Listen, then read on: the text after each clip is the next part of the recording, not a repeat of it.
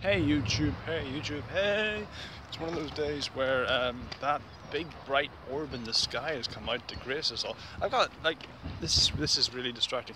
I have new Ray-Bans that were given to me as a gift, and that was kind of wonderful. But they're just, I can see my hand in my shades as I'm filming this, holding the camera. That's kind of off-putting. I'm gonna hold it like this. You can still see it. This. Oh, whatever. Just ignore it. I'm going to try to. So yeah, it's a nice sunny day, and I'm going to talk about. Yeah, whenever the sun comes out, what's the first thing you want to do? You want to talk about Secret Wars number 5, which is what I'm going to do. Yes, there's a number of things I've wanted to make videos about, and just a lot of movies I want to watch to make videos about, but I just haven't gotten around to. I haven't watched Fantastic Four yet. Part of me feels like it's my duty. If I'm going to go on YouTube and talk about these movies, I need to talk about the movie that really didn't work for multiple reasons. I owe it to you, my audience. What little audience I have. These guys know. Anyway, okay, so starting off. So Secret Wars number 5 follows on from Secret Wars number 4, as you would expect.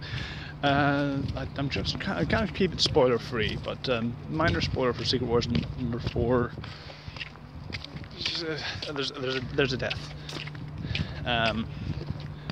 Probably a death that will be rectified before the end. But in this storyline, there is a death. Somebody dies, and this deals with the funeral of that person, which is put together pretty quickly, considering they die. It's like a day after, and it's actually cool. It's I like what they're doing with this. It's kind of different from a Marvel event where they just kind of fire on all cylinders for a lot of the story, with so much action. But they're not afraid to take breathers. And the first time you read it, you're like, come on, man, I want some excitement in our comic. It's an event comic, this is big. But like the last event Jonathan Hickman did was called Infinity, and he spaced out the action pretty well, and he built up a lot of plot, because it wasn't just Infinity, the main series. He had both Avengers titles at the time, Avengers and New Avengers, covering some of the other storylines, like the plot in space and stuff with the Illuminati. It was awesome. Having said that, this one, he's not afraid to have a big superhero action sequence, and then in the next issue, just pull it back. Just pull it back to just, hey, yeah, that's right. We're gonna stall for a bit. We're just gonna have a look here. So that's what tends to happen. Noisy ass white boys. Wonky. I can't unwonk these. Anyway, yeah. So that's what I've noticed so far. He seems to be in a pattern of, you know what? We'll take it back.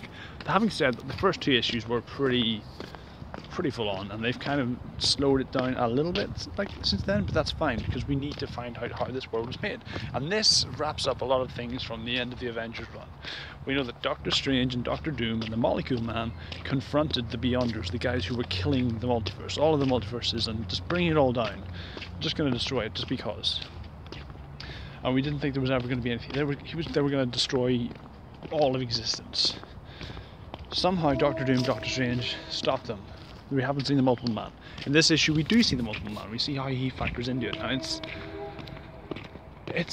we get to see how they stopped the Beyonders, how Doom stole their power for himself, and how he was able to achieve this like godhood that's been bestowed upon him, and what it's costing him. There's some beautiful dialogue in here. You know, he's talking to his daughter, Valeria, and he says, you know, we live our lives by the choices we make. They define us. The high cost of living is death. And that's I love that. Just some of the language used is just brilliant. And it ends quite cleverly. We see that Doctor Strange in the last issue, he's a lot of the survivors of the old universes, like Miles Morales, the Ultimates, the Thanos, and whoever. They've been scattered to the 4 winds across battle world. Minor spoilers from this issue, but it ends with Thanos looking up at the shield, and you don't know exactly which side of the shield he's on, but the fact that he's there, the fact that he is effectively on the wall for the new Marvel universe, is pretty damn exciting. You know, is he going to bring it down? Is he going to jump over and fight some zombies. Who gives a shit? Like that notion there is the cover for the next issue. So I'm on board. So that's good. It's nice. It's a nice rhythm he's got into. Like, we're gonna give you some action. Then we're gonna explain how we got here. We're gonna give you some story beats. We're gonna give you some. This is the best Doctor Doom I've ever read. So I don't mind. You know. And yeah, that's really all I got to say about Secret Wars number 5 right now. I'm looking forward to continuing this series. And yeah, that's all I got to say. If you like this bit, please click like, subscribe, view, share, and all the usual jazz. And I'll see you when I see you. I don't like you. This is so weird. My arm is like right there in my eyes twice. Anywho, all the best.